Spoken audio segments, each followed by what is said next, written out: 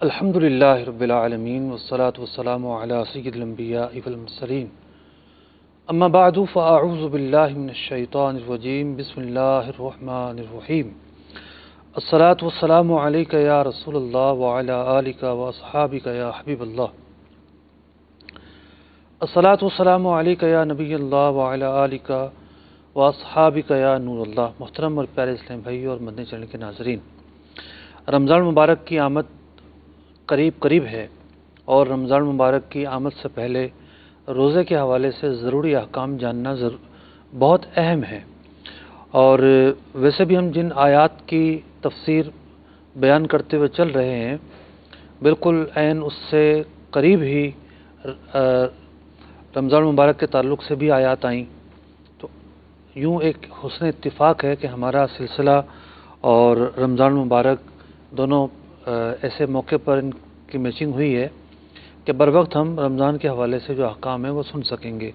ویسے بھی اس سلسلے کا فارمیٹ یہ ہے کہ ان آیات پر گفتگو کی جاتی ہے جو احکام سے متعلق ہیں۔ آج ہم اپنے سلسلے میں ایک نہیں، دو نہیں، 3 آیتوں کو شامل کریں گے۔ سورہ بقرہ کی آیت نمبر 183، 184 اور 185۔ سب سے پہلے 183 نمبر آیت کی تلاوت اور ترجمہ سنتے ہیں، پھر آگے گفتگو کرتے ہیں۔ قرآن کی روشنی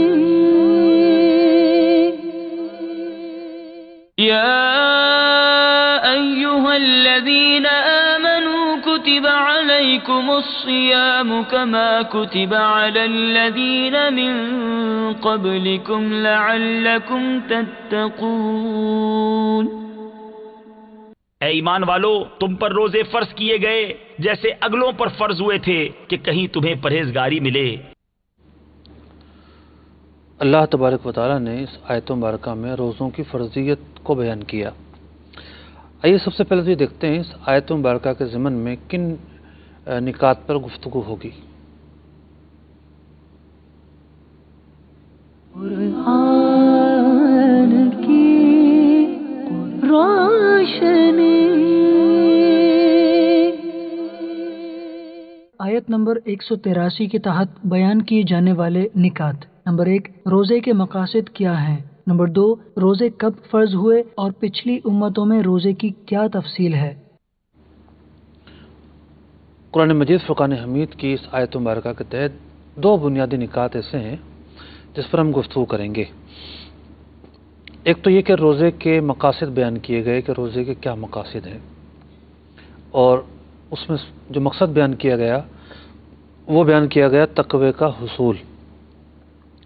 جہاں روزے کے اندر اللہ تبارک و تعالیٰ کی فرما برداری ہے، اطاعت گزاری ہے کہ اللہ تبارک و تعالیٰ نے حکم دیا اور ہم نے عمل کیا، وہیں اس عبادت کے جو مقاصد ہیں، اس کے پس منظر میں جو حکمتیں ہیں، ایک حکمت قرآن مجید فرقان حمید نے خود بیان کی کہ کتب علیکم الصیام کما کتب علی الذین من قبلکم، تم پر روزے فرض کیے گئے جس طرح تم سے پہلی امتوں میں فرض کیے گئے، لعلکم تتقون، تاکہ تم پرہیزگار ہو جاؤ۔ اب روزہ اور پرہیزگاری کا آپس میں کیا تعلق ہے، اس کو کئی جہتوں سے بیان کیا جا سکتا ہے۔ مثال کے طور پر جو تقوی ہے اس کا سب سے اعلیٰ درجہ یہ ہے کہ حرام کام سے بچا جائے۔ تو عام طور پر انسان کی فطرت اور نیچر یہ ہے کہ الانسان حریص مما منع، کہ انسان اس چیز کا حریص ہے جس سے منع کیا جائے، جس کام سے روکا جاتا ہے، منع کیا جاتا ہے، یہ اور اس کے قریب جاتا ہے۔ بچے کی مثال آپ نے دیکھی ہوگی کہ جس کھلونے سے یا جس چیز سے یا جس کام سے اس کو روکیں، وہ پھر کوشش کرتا ہے ضد باندھ کر کے نہیں، میں نے اس کے قریب جا کر رہنا ہے۔ تو انسان کی فطرت بھی کچھ ایسی ہی ہے، باقی ایام میں یہ اسی طرح زندگی گزارتا ہے، لیکن جب رمضان آتے ہیں تو اب اسے کوئی دیکھنے والا نہیں ہوتا تب بھی یہ پانی نہیں پی رہا ہوتا، کوئی پوچھنے والا ٹوکنے والا نہیں ہوتا جب بھی یہ کھانا نہیں کھا رہا ہوتا۔ یہ روزے کی برکت سے اطاعت گزاری سیکھتا ہے۔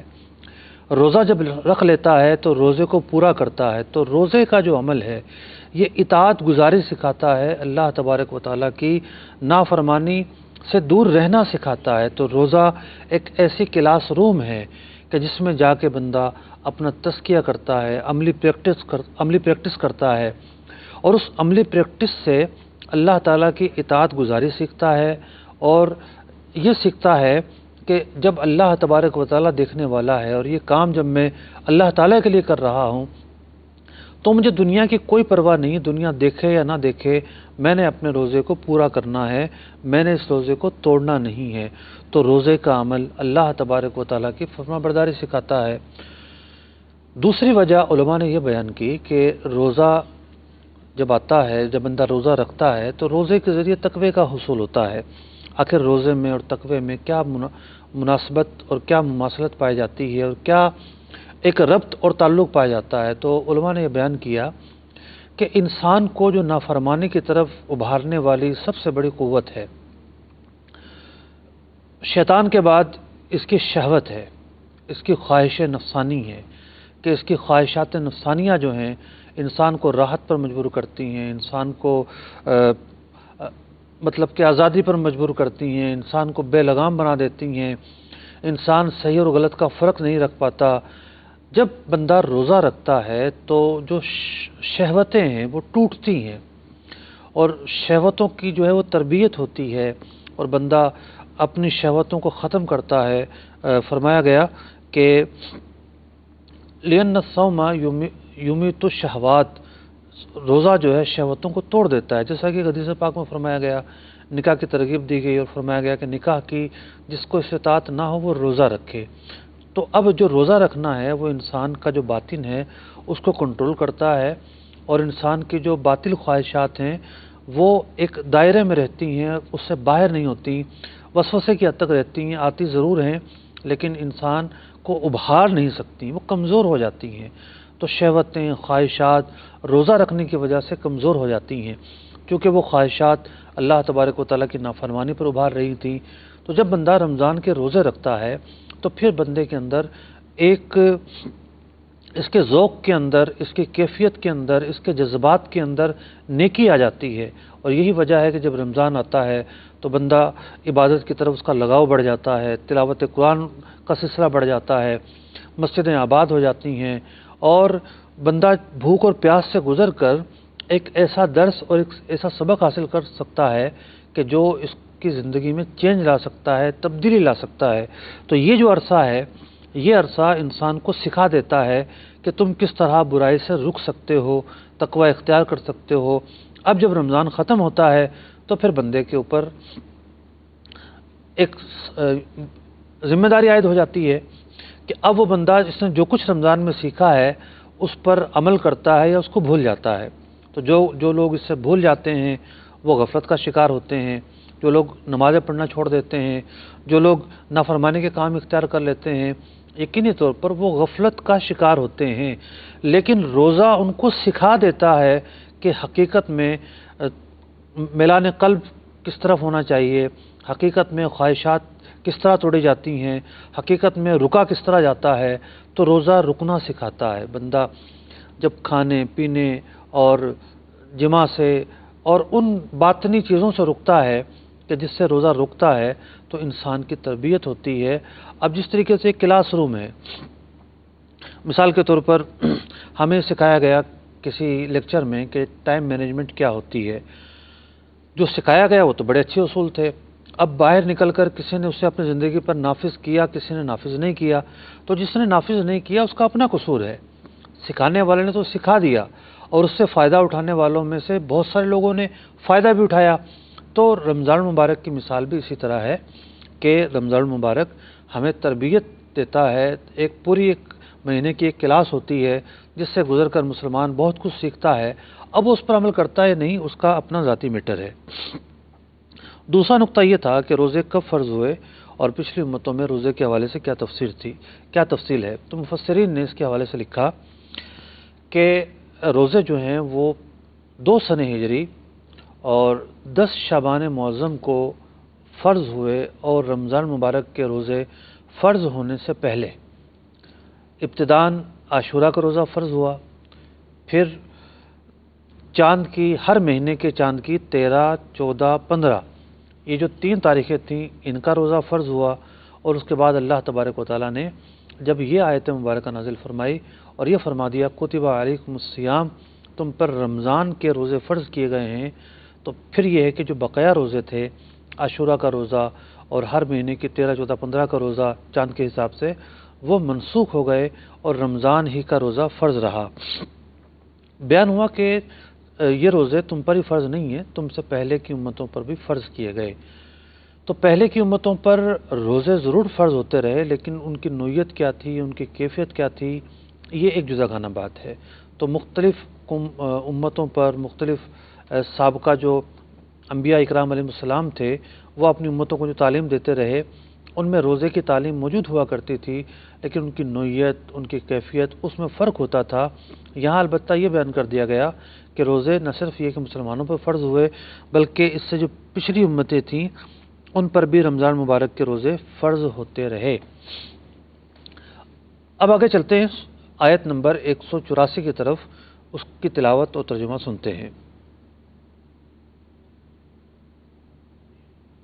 أياما معدودات فمن كان منكم مريضا أو على سفر فعدة من أيام أخر وعلى الذين يطيقونه فدية طعام مسكين فمن تطوع خيرا فهو خير له وأن تصوموا خير لكم إن كنتم تعلمون۔ گنتی کے دن ہیں تو تم میں جو کوئی بیمار یا سفر میں ہو تو اتنے روزے اور دنوں میں، اور جنہیں اس کی طاقت نہ ہو وہ بدلہ دیں ایک مسکین کا کھانا، پھر جو اپنی طرف سے نیکی زیادہ کرے تو وہ اس کے لیے بہتر ہے، اور روزہ رکھنا تمہارے لیے زیادہ بھلا ہے اگر تم جانو۔ اس آیت مبارکہ میں کن نکات پر گفتگو ہوگی؟ آئیے ان نکات کو دیکھتے ہیں۔ نمبر 184 کے تحت بیان کیے جانے والے نکات۔ نمبر 1، مرض اور سفر میں کب روزہ چھوڑ کر بعد میں قضا کی اجازت ہے۔ نمبر 2، روزے کا فدیہ کیا ہے اور فدیہ کب ہوگا۔ سب سے پہلے تو پچھلی آیت سے ربط یہ ہے کہ پچھلی آیت میں فرمایا گیا کتبہ علیکم الصیام، تم پر روزے فرض کیے گئے۔ اب آگے جو ہے اس آیت مبارکہ میں 184 نمبر آیت مبارکہ میں پچھلی آیت کا حال بیان ہو رہا ہے۔ ایام معدودات، روزے فرض ہیں مخصوص گنتی کے، یعنی اگر چاند کی تاریخ 29 ہوئی ہے تو 29 روزے فرض ہوں گے، 30 کا چاند تھا تو پھر 30 روزے فرض ہوں گے، تو چاند 29 کا ہوگا تو 29، اور چاند 30 کا ہوگا تو 30 روزے فرض ہوں گے۔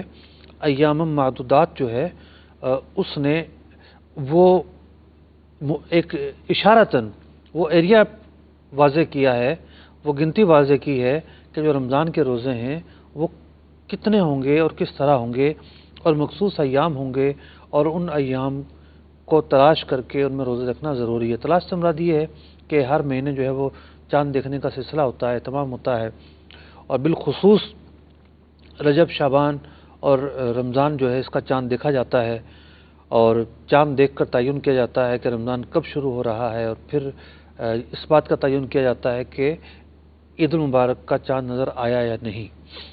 تو رمضان جو ہے وہ مخصوص مہینہ ہے، اور اس مہینے کے تمام ہی ایام کے روزے فرض ہیں۔ یہاں پر اس آیت مبارکہ میں اللہ تبارک و تعالیٰ نے 2 فقہی احکام بیان کیے ہیں۔ پہلا فقہی حکم ہے مریض اور مسافر کے حوالے سے، کہ مریض اور مسافر جو ہے یہ چاہے تو رمضان مبارک کا روزہ چھوڑ کر بعد میں قضا رکھ سکتا ہے۔ یہ تو تھی ایک موٹی سی بات۔ اب مریض کیسا ہو تو اس کو اجازت ہوگی، مسافر کیسا ہو تو اس کو اجازت ہوگی۔ یہ دونوں وہ باتیں ہیں جو قابل بحث ہیں۔ تو سب سے پہلے مریض کے حوالے سے گفتگو کر لیتے ہیں کہ مریض تو بہت سارے ہوتے ہیں، لیکن مریض کی 2 قسمیں ہوتی ہیں۔ ایک وہ مریض ہوتا ہے جو روزہ رکھ سکتا ہے، یہاں وہ مریض مراد نہیں ہے۔ دوسرا مریض وہ ہوتا ہے جو روزہ نہیں رکھ سکتا، تو یہاں وہ مریض مراد ہے۔ باہر شریعت میں ہے کہ مریض کو مرض بڑھ جانے یا دیر میں اچھا ہونے یا تندرست کو بیمار ہو جانے کا گمان غالب ہو، تو ان کو اجازت ہے کہ وہ اس دن روزہ نہ رکھیں۔ اب ہر مرض کی جداگانہ کیفیت ہوتی ہے، جداگانہ صورتحال ہوتی ہے۔ اس کے بعد بہار شریعت میں بیان کیا گیا کہ ان صورتوں میں غمان غالب کی قید ہے کہ بیماری بڑھ جانے یا دیر سے اچھا ہونے کا جو معاملہ ہے وہ ہوگا یا نہیں ہوگا۔ اگر ایک شخص کا گمان یہ ہے کہ نہیں، روزہ رکھنے سے کوئی صحت پر اثر نہیں پڑے گا، اسے گمان غالب ہے تو روزہ رکھنا ہوگا۔ اب گمان غالب کی تفصیل ہے۔ فرمایا کہ گمان غالب کی 3 صورتیں ہیں۔ اس کی ظاہر نشانی پائی جاتی ہو، یعنی پتہ ہے کہ مثال کے طور پر ایک آدمی ہے، دمے کا مریض ہے اور سردی کا موسم ہے۔ اب سردی کے موسم میں دمے کا جو مرض ہے وہ بڑھ جاتا ہے، گرمی کے موسم میں وہ صورتحال نہیں ہوتی۔ ہاں، یہ ہو سکتا ہے کہ الرجی کچھ اس نوعیت کی ہے کہ ان دنوں میں بھی اس کی طبیعت وہی ہے کہ جس کو سخت طبیعت خراب ہونا کہتے ہیں، تو جداگانہ بات ہوگی۔ تو اب علامت پائی جا رہی ہے کہ اس نوعیت کی مجھے بیماری ہے اور اب میں روزہ رکھوں گا تو گمان غالب کے بیمار ہو جاؤں گا، اور بیماری بھی اس درجے کی کہ جو شدت والی بیماری شمار کی جاتی ہے۔ اس کی نشانی ظاہر ہو۔ نمبر 2، اس شخص کا ذاتی تجربہ ہو، یہ بھی تقریباً وہی بات ہے، تھوڑا سا فرق ہے۔ نمبر 3، کسی مسلمان طبیب حاذق مستور یعنی غیر فاسق نے اس کی خبر دی ہو۔ اگر نہ کوئی علامت ہو، نہ تجربہ ہو، نہ اس کے طبیب نے اسے بتایا ہو، تو پھر افطار کر لیا تو کفارہ لازم ہے۔ یہ اس وقت ہے جب روزہ رکھ لیا تھا، تو اس وقت کی بات ہے کہ توڑ نہیں سکتا، توڑے گا تو کفارہ لازم ہوگا۔ لیکن فی زمانہ جو ڈاکٹر ہے، نیک ڈاکٹر کا ملنا مشکل ہے، تو یہاں فقہاء کرام نے اس بات کی اجازت دی ہے عصر حاضر کے اندر کہ ایک سے زائد، بہتر یہ کہ ایک سے زائد ڈاکٹر کا مشورہ لے لیا جائے، اور پھر اپنے گمان کو بھی شامل رکھے۔ اپنی کیفیت کو بندہ خود بہتر سمجھتا ہے۔ تو مرض کی کچھ صورتیں وہ ہیں کہ جب وہ پائے جائیں گی تو روزہ ترک کرنے کی یا روزہ رکھ لیا تھا اسے توڑنے کی اجازت دی جائے گی، اور وہ صورتیں نہیں پائی جائیں گی تو اجازت نہیں دی جائے گی۔ اسی طریقے سے اصل چونکہ دار و مدار مشقت ہے، حاملہ عورت بیمار تو نہیں کہلاتی، مریض تو نہیں کہلاتی، لیکن اگر حاملہ عورت اس نوعیت کی ہے کہ اگر اسے اپنی جان کا یا بچے کی صحت کا اندیشہ ہے اور وہ روزہ بالکل ڈاکٹر سے بھی مشورہ کرتی ہے اور صورتحال یہی سامنے آتی ہے کہ روزہ رکھنا اس کے لیے بہتر نہیں ہے اور نقصان کا قوی اندیشہ ہے، تو بہرحال اسے بھی روزہ چھوڑنے کی اجازت ہوگی۔ اب حمل تو جو ہے وہ 9 مہینے تک رہتا ہے، اور ہر عورت کی جداگانہ کیفیت ہوتی ہے۔ بعض عورتیں ایسی ہوتی ہیں کہ ان کو شروع کے مہینے میں کیا آنا شروع ہو جاتی ہے، کھانا جو ہے وہ جیسے ہی حلق سے نیچے اترا ہے فوراً باہر آ گیا، تو ان کے معدے اور رحم کی میچنگ میں پرابلم ہو رہا ہوتا ہے، جس کی بنا پر ان کو کے آنا اور اس طرح کی جو چیزیں کیفیت رہتی ہیں۔ تو کچھ عورتیں وہ ہوتی ہیں جن کو ابتدائی جو مہینے ہیں وہ بڑی ان کے اذیت سے گزرتے ہیں، بعد والے مہینے بہت اچھے طریقے سے گزرتے ہیں۔ کچھ عورتیں وہ ہوتی ہیں جن کو یہ کیفیت نہیں ہوتی، بلکہ شروع کے مہینے ان کو پتہ بھی نہیں چلتا کہ ان کو حمل ہے یا نہیں ہے، تو ایسی عورتوں کو روزہ رکھنے میں کوئی پرابلم نہیں ہوتی، روزہ رکھ سکتی ہیں۔ بعد کے مہینوں میں کچھ عورتوں کو پرابلم ہوتی ہے، بالخصوص آخری مہینوں میں، چونکہ اس میں بچہ جو ہے وہ بہت زیادہ توانائی لے رہا ہوتا ہے عورت کی، تو آخری مہینوں میں جداگانہ کیفیت ہوتی ہے۔ بعض عورتیں ایسی ہوتی ہیں جن کے آپریشن سے بچے ہوتے ہیں، تو ان کو ویسے ہی ٹانکوں میں کھچاؤ ہو رہا ہوتا ہے، تکلیف ہو رہی ہوتی ہے۔ پھر اگر حمل کے ساتھ کوئی اور بیماری لاحق ہو گئی، کوئی اور بھی مرض پایا جا رہا ہے، تو پھر مزید جو ہے وہ جو نازک پن ہے یا جو صحت کے معاملات ہیں وہ بڑھ جاتے ہیں۔ تو یوں کوئی کلیہ نہیں ہے، کوئی فارمولہ نہیں ہے کہ جی صرف جو حاملہ ہوگی وہ روزے نہ رکھے، نہیں، دیکھا جائے گا صورتحال کیا پائی جاتی ہے، کتنی نازک صورتحال ہے، صحت کو کیا مسائل درپیش ہیں۔ اسی طریقے سے شوگر کا مریض ہو گیا، دل کا مریض ہو گیا، یہ ان کی کیفیتیں بھی مختلف ہوتی ہیں۔ تو شوگر کا جو مریض ہے اگر وہ اس کی کنڈیشن سے چل رہی ہے کہ اس کو کوئی شوگر بڑھنے کے مسائل نہیں ہے، وہ بالکل اپنی شوگر کو کنٹرول کر کے چل رہا ہے، تو بآسانی روزہ رکھ سکتا ہے۔ دل کا مریض بھی ظاہر بات ہے ایک کیفیت میں نہیں رہتا، اس کا مرض رمضان المبارک میں کس نوعیت کا ہے اس نوعیت کو سامنے رکھ کر وہ اپنے طبیب سے مشورہ کر کے ہی اس بات کا فیصلہ کرے گا کہ روزہ رکھنا چاہیے یا نہیں۔ بدقسمتی کے ساتھ ہمارے ہاں جو طبیب ہیں، جو معالج یا ڈاکٹر ہیں، وہ بالکل ہلکی پھلکی بیماری پر، نزلہ زکام پر یہ مشورہ دے دیتے ہیں کہ جی آپ روزہ چھوڑ دیں۔ ایسا نہیں ہے۔ اللہ تبارک و تعالیٰ کا جو حکم ہے اس کی نزاکت کو، اس کی اہمیت کو اور جو حکم قرآنی ہے اس کو سامنے رکھتے ہوئے اس بات کا بھی احساس کرنا پڑے گا کہ وہ صورتحال پائی جا رہی ہے یا نہیں جس کی وجہ سے اس کو روزہ چھوڑنا چاہیے۔ تو قرآن مجید فرقان حمید کی آیت مبارکہ میں یہ بیان کیا گیا کہ جب صورتحال ایسی ہو کہ کوئی بندہ مرض کی شدت میں ہو، یعنی کوئی مریض ہو، تو اسے اس بات کی رخصت ہے کہ وہ رمضان مبارک کے روزے چھوڑ دے، لیکن معاف نہیں ہوں گے، بعد میں جب صحت مند ہو جائے گا اسے قضا رکھنی پڑے گی۔ دوسری بات جو یہاں بیان کی گئی وہ یہ بیان کی گئی کہ اگر کوئی مسافر ہو تو علماء نے اس کی تفصیل یہ بیان کی کہ جو شخص 92 کلومیٹر یا اس سے زائد سفر کا ارادہ رکھتا ہے، نمبر 1 92 کلومیٹر یا اس سے زائد کا سفر ہو، اگر کسی کا سفر 20 کلومیٹر ہے، 50 کلومیٹر ہے، 60 کلومیٹر ہے تو وہ اس کیٹیگری میں نہیں آیا۔ دوسری بات یہ ہے کہ وہ سفر اس نے طلوع فجر سے پہلے اختیار کیا ہو، یعنی رات میں اختیار کیا ہو، تو اس دن کا روزہ جو ہے وہ چھوڑنے کی اجازت ہوگی۔ مثال کے طور پر کسی نے عمرے پہ جانا ہے اور عمرے پر جب جانا ہے تو 8 دن مکہ مکرمہ ٹھہرنا ہے، 8 دن مدینہ منورہ ٹھہرنا ہے۔ اب مکہ مکرمہ اور مدینہ منورہ 8 دن جب ٹھہرے گا تو کسی بھی ایک جگہ اس کا قیام 15 دن یا زائد کا نہیں رہا، تو مکہ مکرمہ میں بھی یہ مسافر، مدینہ منورہ میں بھی مسافر۔ اب اس کی فلائٹ ہے مثال کے طور پر صبح 10 بجے، تو اس دن کا جو روزہ ہے وہ معاف نہیں ہے۔ اگر اس کی فلائٹ ہوتی مثال کے طور پر رات کو 2 بجے تو وہ اس دن کا روزہ مسافر ہونے کی وجہ سے چھوڑ سکتا تھا۔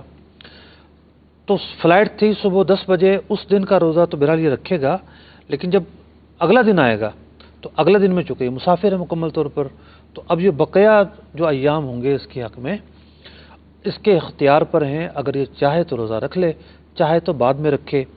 عام طور پر یہ ہوتا ہے کہ جو زیادہ مشقت ہے وہ صرف دوران سفر ہوتی ہے، ٹریولنگ جس وقت ہو رہی ہوتی ہے۔ جب بندہ جا کے مقیم ہو جا کر ٹھہر جاتا ہے، اگرچہ کہ وہ شرعی اعتبار سے مقیم نہیں ہوتا اور نمازیں بھی وہ قصر پڑتا ہے، تو یہ رخصت برقرار رہے گی کہ وہ چاہے تو بعد میں روزے رکھ لے، لیکن عام طور پر روزے رکھے جاتے ہیں اور روزے لوگ رکھتے ہیں۔ اسی لیے قرآن پاک نے یہ ارشاد فرمایا وَأَن تَصُومُوا خَيْرٌ لَكُمْ إِن كُنتُمْ تَعْلَمُونَ، اگر روزے رکھو گے تو تمہارے حق میں بہتر ہے۔ رخصت ضرور دی گئی ہے لیکن رکھو گے تو بہتر ہے۔ تو مسافر کو عزیمت اور رخصت دونوں کا اختیار ہے، وہ اگر رکھے گا تو اس کے لیے بہتر ہے۔ تو یہاں پر مرض اور سفر کے تعلق سے رخصت دی گئی، اس رخصت کے حوالے سے میں نے عرض کیا کہ اس کی کیا تفصیل ہے اور کن کن صورتحال کے اندر جو ہے وہ روزہ چھوڑنے کی اور بعد میں قضا رکھنے کی اجازت ہے۔ اگلے نقطہ کی طرف چلتے ہیں۔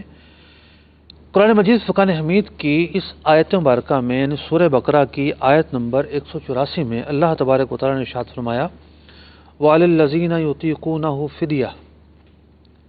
اب دیکھیے قرآن کا جو ترجمہ ہے، اگر ہم ظاہری الفاظ کو دیکھیں تو ترجمہ یہ بن رہا ہے کہ جو لوگ روزہ رکھنے کی طاقت رکھتے ہیں وہ فدیہ دیں گے، لیکن یہ ترجمہ کسی بھی مترجم نے نہیں کیا۔ وجہ یہ ہے کہ یہاں یطیقونہ سے پہلے لا محذوف ہے، عربی کی زبان کا کلمہ لا محذوف ہے۔ ترجمہ یہ ہے کہ وہ لوگ جو اصلاً روزے کی استطاعت ہی نہیں رکھتے، تو کلمہ جو نفی ہے وہ یہاں محذوف ہے، اور محذوف مانتے ہوئے تفاسیر کا اعتبار کرتے ہوئے پھر اس کا ترجمہ کیا گیا ہے۔ تو پتہ چلا کہ تفاسیر کے بغیر، صحابہ کی تفاسیر، نبی اکرم علیہ الصلوۃ والسلام کی تفاسیر، ائمہ تفاسیر کی تفاسیر، ان کے بغیر قرآن کا سیکھنا اور سمجھنا ممکن نہیں ہے۔ یہاں بات ہو رہی ہے ایسے شخص کی کہ مریض کو یہ اختیار دیا گیا کہ بھی وہ انتظار کرے گا اور جب صحیح ہو جائے گا تب روزہ رکھے۔ اب مثال کے طور پر رمضان مبارک کا مہینہ ہے، کسی کو بخار ہے اور 3 دن ایسے گزرے کہ روزہ نہیں رکھ سکتا تھا، تو ٹھیک ہے، وہ ان 3 دن کے بعد رمضان کو کنٹینیو کرے گا۔ لیکن اس کے بعد جو ہے جب رمضان ختم ہو گیا اب اس کو قضا رکھنے ہوں گے، تو قضا کے تعلق سے اگر کسی کی قضا کی بھی استطاعت نہ ہو تو اب کیا کرے؟ تو اب یہاں پر معاملہ یہ ہے کہ ایک لوگوں کے اندر یہ غلط کنسیپٹ پھیلتا چلا جا رہا ہے کہ جی جو روزہ نہیں رکھ سکتا وہ فدیہ دے گا۔ یہ کنسیپٹ غلط ہے۔ جس نے کسی مجبوری کی وجہ سے روزہ نہیں رکھا وہ قضا کرے گا اور ایام میں ان کی قضا رکھے گا۔ بہت سارے مرض ایسے ہوتے ہیں کہ وقتی ہوتے ہیں، بعد میں بندہ صحیح ہوتا ہے اور قضا رکھنے پر قادر ہوتا ہے۔ قرآن مجید فرقان حمید میں اس آیت مبارکہ میں ان لوگوں کا ذکر ہو رہا ہے کہ جو قضا کی بھی فی الوقت یا آئندہ استطاعت نہیں رکھتے۔ اب بارش شریف کی عبارت میں آپ کے سامنے پڑھتا ہوں، پھر آپ کو سمجھ میں آئے گا کہ یہاں کس کریکٹر کی بات ہو رہی ہے۔ فرمایا گیا کہ شیخ فانی، وہ بوڑھا جس کی عمر ایسی ہو گئی کہ اب روز بروز کمزور ہی ہوتا چلا جائے گا، جب وہ روزہ رکھنے سے عاجز ہو، یعنی نہ اب رکھ سکتا ہے نہ آئندہ اتنی طاقت آنے کی امید ہے کہ روزہ رکھ پائے، تو ایسا جو شخص ہے وہ شیخ فانی کہلاتا ہے۔ جو عام مرض ہے، عام مرض کے اندر بندہ شیخ فانی نہیں کہلاتا۔ عام مرض کے اندر یہ ہوتا ہے کہ حالت صحت عود کراتی ہے، بندہ روزہ رکھ لیتا ہے۔ عام طور پر دیکھا جائے تو 50-60 سال کی جو عمر ہے اس کے اندر بھی بندہ، ہر آدمی شیخ فانی نہیں بن رہا ہوتا۔ بڑھاپے میں بھی لوگ روزہ رکھتے ہیں۔ ہاں، بڑھاپے میں جتنے زیادہ امراض جسم میں داخل ہوں گے اتنی ہی زیادہ جو کمزوری ہے وہ بڑھتی چلی جائے گی، ضعف بڑھتا چلا جائے گا۔ تو دیکھنا یہ ہوگا کہ کوئی بوڑھا شخص کس نوعیت کا ہے۔ اگر وہ اس نوعیت کا ہے کہ فی الوقت بھی قضا نہیں رکھ سکتا اور آئندہ بھی اس کی صحت ایسی نہیں ہے کہ یہ روزے کی قضا رکھنے پر قادر ہو جائے گا، تو ایسے شخص کو شیخ فانی کہتے ہیں، اور اس کو یہ اجازت ہے کہ ایک روزے کے بدلے فدیہ ادا کرے گا۔ قضا رکھ سکتا ہے ابھی یا بعد میں، صحت درست ہو جائے گی اور بیماری زائل ہو جائے گی اور یہ رکھ سکتا ہے، تو اسے شیخ فانی نہیں کہتے۔ شیخ فانی کی تعریف جو میں نے بیان کی اس کو نوٹ کرنا ضروری ہے۔ تو جو شیخ فانی ہو وہ ایک روزے کے بدلے ایک فدیہ دے گا۔ فدیہ دینے کے 2 طریقے ہیں۔ ایک طریقہ تو یہ ہے کہ جو شریف فقیر ہے اسے صبح اور شام 2 وقتوں کا کھانا کھلا دے، اور کھانا کھلانے میں مالک بنانا ضروری نہیں ہے، اباحت کافی ہے۔ کھانا شریف فقیر کو اپنے آپ بلا لے یا خود اس کے پاس کھانا لے کر چلا جائے، وہ کھانا جتنا چاہے کھائے، چھوڑ دے تو چھوڑ دے۔ 2 وقت کا یا تو اسے کھانا کھلائے۔ دوسری صورت یہ ہے کہ ایک جو صدقہ فطر کی مقدار بنتی ہے مالیت کی، وہ مالیت اس کے حوالے کر دے۔ مثال کے طور پر صدقہ فطر اگر 100 روپے بنتے ہیں تو 100 روپے جو ہے اسے دینا، شریف فقیر کو دینا، شیخ فانی کے لیے روزے کا فدیہ ہوگا۔ ایک روزے کے بدلے یہ ایک فدیہ بنے گا۔ تو اس آیت مبارکہ کے اندر جو دوسرا حصہ تھا اس میں روزوں کے فدیے پر بات کی گئی اور یہ بتایا گیا کہ ایک جو متبادل ہے قضا کے علاوہ وہ فدیہ بھی ہے۔ آپ دیکھیے قرآن مجید فرقان حمید نے مریض کا تذکرہ الگ کیا ہے اور پھر فرمایا گیا کہ جو لوگ طاقت نہیں رکھتے اس کا تذکرہ الگ کیا ہے۔ تو یوں ہر مریض کے متعلق یہ سمجھنا کہ وہ فدیہ دے گا یہ غلط ہے۔ صرف اور صرف شیخ فانی جو ہوگا وہی فدیہ دے گا۔ آگے چلتے ہیں، آیت نمبر 185 سورہ بقرہ کی اس آیت مبارکہ میں اللہ تبارک و تعالی نے کیا ارشاد فرمایا، تلاوت اور ترجمہ سنتے ہیں۔ شہر رمضان الذی انزل فیہ القرآن ھدی للناس وبینات من الھدی والفرقان فمن شهد منكم الشهر فليصمه ومن كان مريدا أو على سفر فعدة من أيام أخر يريد الله بكم اليسر ولا يريد بكم العسر ولتكملوا العدة ولتكبروا الله على ما هداكم ولعلكم تشكرون. رمضان کا مہینہ جس پہ قرآن اترا، لوگوں کے لیے ہدایت اور رہنمائی اور فیصلہ کی روشن باتیں، تو تم میں جو کوئی یہ مہینہ پائے ضرور اس کے روزے رکھے، اور جو بیمار یا سفر میں ہو تو اتنے روزے اور دنوں میں. اللہ تم پر آسانی چاہتا ہے اور تم پر دشواری نہیں چاہتا، اور اس لیے کہ تم گنتی پوری کرو اور اللہ کی بڑائی بولو اس پر کہ اس نے تمہیں ہدایت کی اور کہیں تم حق گزار ہو. اس آیت مبارکہ میں بھی بہت ہی اہم موضوعات کو بیان کیا گیا. آئیے سب سے پہلے ان نکات کی فہرست دیکھتے ہیں جن پر گفتگو کی جائے گی. آیت نمبر 185 کے تحت بیان کیے جانے والے نکات. نمبر 1، نزول قرآن اس ماہ میں ہونا تمغہ رمضان ہے. نمبر 2، روزہ فرض ہونے کی بنیادی شرط رمضان کو پانا بھی ہے. نمبر 3، رمضان میں آسانی کس کس طرح ہے. نمبر 4، گنتی پوری کرنے سے کیا مراد ہے. فرمایا گیا شہر رمضان الذی انزل فیہ القرآن، قرآن یعنی رمضان کا مہینہ کہ جس میں قرآن نازل ہوا. رمضان مبارک خود ایک نورانی اور پر نور مہینہ، اور اس مہینے کو ایک تمغہ امتیاز یہ حاصل ہے کہ یہ نزول قرآن کا مہینہ ہے. نزول قرآن سے کیا مراد ہے؟ مفسرین نے مختلف اقوال نقل کیے ہیں. مفتی نعیم الدین مراد آبادی رحمۃ اللہ تعالی علیہ ارشاد فرماتے ہیں کہ یہاں 3 معنی مفسرین نے بیان کیے ہیں. ایک معنی یہ ہے کہ رمضان ایسا مہینہ ہے جس کا شرف اور جس کا جو مقام ہے وہ قرآن بیان کر رہا ہے. ایک معنی یہ ہو سکتا ہے. دوسرا معنی یہ بیان کیا کہ قرآن نازل ہونے کی ابتدا رمضان سے ہوئی. تیسرا معنی یہ بیان کیا، اور یہی تیسرا معنی زیادہ مشہور ہے، کہ قرآن مجید فرقان حمید 27 رمضان المبارک کو مکمل جو ہے اللہ تبارک و تعالیٰ نے لوح محفوظ پر نازل فرمایا. 27 رمضان المبارک کی رات، لیلۃ القدر کی رات، مبارک رات کہ جس میں قرآن لوح محفوظ پر نازل کیا گیا، اور پھر وہاں سے جبریل امین 23 سال کا عرصہ لگا انہیں نبی اکرم علیہ السلام کے قلب اطہر پر آیات نازل ہوتی رہیں. جبریل امین آتے رہے، وہ لاتے رہے، وحی کے مختلف انداز رہے. زیادہ تر جو ہے وحی فرشتوں کے ذریعے ہی نبی اکرم علیہ السلام تک پہنچی ہے.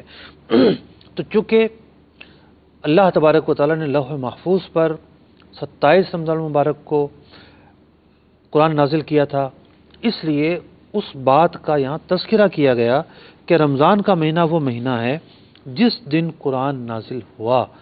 تو علماء نے یہ بیان کیا کہ اللہ تبارک و تعالیٰ کی جو نعمت ہوتی ہے اس کا تذکرہ کرنا چاہیے. کہ دیکھیے یہاں پر اللہ تبارک و تعالیٰ نے رمضان کے اندر قرآن نازل ہونے کو بیان کیا، تو یہ بیان کرنا یہ بتاتا ہے کہ اللہ تعالیٰ کی جو نعمت ہے بندوں کو ملی اس کا تذکرہ کیا جائے. تو اب اگر کوئی میلاد مناتا ہے، اور میلاد میں کیا ہوتا ہے؟ حضور پر نور صلی اللہ علیہ وسلم کی آمد کا تذکرہ ہوتا ہے، اور پھر آمد کے ضمن میں آپ کی ذات اور آپ کے صفات کا تذکرہ ہوتا ہے، سیرت مبارکہ کا تذکرہ ہوتا ہے. تو یہ تذکرہ کرنا اللہ تعالیٰ کی نعمت کا یہ کوئی بری بات نہیں، یہ قرآنی اصولوں سے ماخوذ ہے. دوسری بات، دوسرے نقطے کی طرف چلتے ہیں. اس آیت مبارکہ میں یہ بیان کیا گیا فمن شہد منکم الشہر فلیصمہ، کہ تم میں سے جو شخص رمضان مبارک کو پائے تو وہ روزہ رکھے گا. تو یہاں پر اصل میں اس بات کو بیان کیا جا رہا ہے کہ جس طریقے سے نماز کے لیے ایک شریعت نے ایک معیار رکھا ہے کہ جی جب غروب ہو جائے گا تو اب مغرب کی نماز پڑھنا ہوگی، جب طلوع فجر ہو جائے گی تو فجر کی نماز پڑھنا ہوگی، جب زوال ختم ہو جائے گا تو ظہر کی نماز پڑھنا ہوگی، سایہ جو ہے جب 2 مثل ہو جائے گا تو عصر کی نماز پڑھنا ہوگی. تو نمازوں کے لیے بھی ایک معیار بیان کیا گیا ہے، ایک سبب بیان کیا گیا ہے. تو روزہ رکھنے کا اصل سبب ہے ماہ رمضان کو پانا. اس عبادت کی ادائیگی رمضان سے پہلے نہیں ہو سکتی، اور اس عبادت کی ادائیگی رمضان کے بعد اگر ہوگی تو بطور قضا ہوگی. تو رمضان کا جو مہینہ ہے وہی اس عبادت کی ادائیگی کا مہینہ ہے. اب یہ آیت مبارکہ ایک ایسی آیت مبارکہ ہے کہ جس پر عصر حاضر کا ایک بڑا ہی سلگتا ہوا مسئلہ ڈسکس کیا جاتا ہے. اور دلچسپ بات یہ ہے کہ اس مسئلے کے اندر 2 فریق ہیں علماء کے، اور دونوں ہی فریق اسی آیت پر جو ہے اسی آیت سے استدلال کرتے ہیں. مثال کے طور پر ایک شخص کسی اور ملک میں تھا اور اس نے وہاں 30 روزے مکمل کیے، اور 30 روزے مکمل کر کے جب پاکستان آیا تو یہاں بھی رمضان تھا، سحری آئی اور یہاں بھی رمضان تھا. تو علماء کا ایک طبقہ یہ کہتا ہے کہ چونکہ قرآن پاک نے یہ بیان کیا کہ فمن شہد منکم الشہر فلیصمہ، کہ جو رمضان کا مہینہ پائے وہ روزہ رکھے. جب یہ یہاں آیا ہے، آ گیا، تو اب چونکہ رمضان کا مہینہ اس نے پایا ہے لہٰذا یہ روزہ رکھے گا. علماء کا ایک طبقہ یہ کہتا ہے. دوسرا طبقہ یہ کہتا ہے کہ قرآن پاک نے 2 چیزیں ارشاد فرمائی. ایک تو یہ فرمایا ایام معدودات کے مخصوص دن ہے رمضان کے، یعنی 29 یا 30. پھر دوسری جگہ فرمایا اسی آیت میں 185 میں وَلِتُكْمِلُوا الْعِدَّةَ، کہ گنتی پوری کرو. تو گنتی تھی رمضان کی 30 روزے. تو جب ایک شخص نے 30 پورے کر لیے تو 31 روزے تو ہو ہی نہیں سکتے. تو ایک آیت اور دونوں جو علماء کے مطلب کہ 2 مختلف ڈیفرنٹ اوپینین ہیں، ان دونوں ڈیفرنٹ اوپینین کی جو دلیل ہے، جو استدلال ہے، وہ اس ایک ہی آیت مبارکہ میں بیان کیا گیا ہے. ہم یہ کہتے ہیں کہ احتیاط اسی میں ہے کہ وہ روزہ رکھے، کیونکہ رمضان کے مہینے کو وہ پا رہا ہے. اگلے نقطے کی طرف چلتے ہیں. فرمایا گیا کہ رمضان میں آسانی ہے. اللہ تعالیٰ ارشاد فرماتا ہے یرید اللہ بکم اليسر، اللہ تعالیٰ تمہارے لیے آسانی چاہتا ہے، ولا یرید بکم العسر، تم پر تنگی نہیں چاہتا. اب رمضان کے حوالے سے کیا کیا آسانیاں ہمیں دی گئیں. مریض اور مسافر کو رعایت دی گئی، مریض اور مسافر کو رعایت دی گئی. ناپاکی کی حالت میں جو عورت ہے اسے رعایت دی گئی کہ وہ قضا رکھے. مریض اور مسافر بھی قضا رکھیں گے. شیخ فانی فدیہ دے گا. سال میں 30 روزے فرض کیے گئے، زیادہ فرض نہیں کیے گئے، صرف 30 ہیں. اسی طریقے سے سحری کھانے کی اجازت دی گئی، سحری میں برکتیں رکھی گئیں، صرف دن میں روزہ فرض ہوا ہم پر. تو یہ مختلف جو ہے وہ چیزیں ہیں، آسانیاں ہیں جو اللہ تعالیٰ نے ہم پر نازل فرمائیں. گنتی پوری کرنے سے بعد یہ ہے کہ چاند اگر 30 کا ہے تو 30 رکھیں گے، اگر 29 کا ہے تو 29 رکھیں گے. اللہ تبارک و تعالیٰ سے دعا ہے کہ جو کچھ ہم نے سنا روزوں کے حوالے سے اس پر عمل کرنے کی توفیق عطا فرمائے. آمین بجاہ النبی الامین صلی اللہ تعالی علیہ وسلم.